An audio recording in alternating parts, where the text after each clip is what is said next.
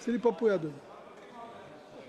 मैं ये कहना चाह रहा हूँ कि ये जो बिल है ये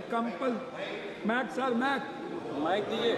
आप ये जो बिल है ये बिल माइक ऑटोमेटिक है, इसको माइक आ खत्म नहीं जाएगा। किया गया, इसकी हत्या कर दी गई। आप चिंता न करिए। मैं सिर्फ आपसे यह कहना चाहूँगा कि ये बिल जो 60 सालों के बाद भारत के गरीब और आम आदमी, खेतीहर मजदूर, बंधुआ मजदूर, बटाईदार किसानों के लिए, खास तौर पर जहां सबसे ज़्यादा अप्रवासी मजदूर है, पलायन है, वो बिहार का 3 हिस्सा जगह है। खास तौर पर सीमांचल है, कोसी है, मिथिलांचल है, जहां लगभग 4 करोड़ लोग बाहर रहते हैं।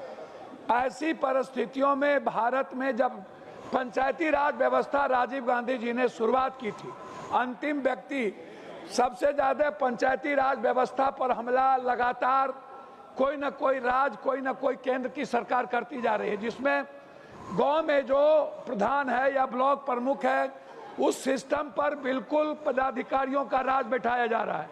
मैं आग्रह करूंगा इस बिल में पंचायती राज व्यवस्था और ब्लॉक को अलग ना किया जाए, साथ साथ एमपी और एमएलए को इसमें मैंडेटरी किया जाए, ताकि किसी भी पदाधिकारी को गरीब आदमी के अधिकार को छीनने का राइट ना मिले। दूसरा, कंपलसरी और कॉमन, मेरा रिक्वेस्ट आपसे यह है कि इसमें जैसे पहले था कि 15 दिनों के अंदर जॉब दे दिया, अब तो जॉब कार्ड नहीं है सर, कि 1 साल 10 सालों से जॉब कार्ड में दिक्कत हो रही है, नहीं बन पा रहा है मजदूरों का। महंगाई बढ़ गई, सब कुछ की महंगाई बढ़ गई, लेकिन मजदूर की मजदूरी नहीं बढ़ी आज तक, उल्टे घटा दिया गया। जब कोविड आया तो मजदूरों की मजदूरी घटा दी गई, कानून ला करके घटाया गया, फिर उसको नहीं बढ़ाया गया। तो मेरा आग्रह आपसे इस बात को लेकर के है अध्यक्ष जी कि आप हमें इस बात को संरक्षित करें। देश के 120 करोड़ गरीब लोग हैं, 20 करोड़ के पास घर नहीं है, लगभग 85 करोड़ लोगों को 5 किलो अनाज मिलता है, फिर आप 40% कह रहे हैं कि राज्य सरकार देगा। वो राज्य सरकार 40% कहां से देगा? सभापति महोदय, आप मेरे गार्जियन हैं, मैं आपसे कह रहा हूं कि भारत सरकार 90% देती थी, अब आप कह रहे हो कि पैसा पहले दो।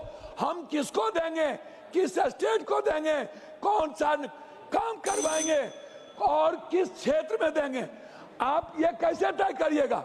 आप यहाँ बैठ कर के कैसे तय कर सकते हैं?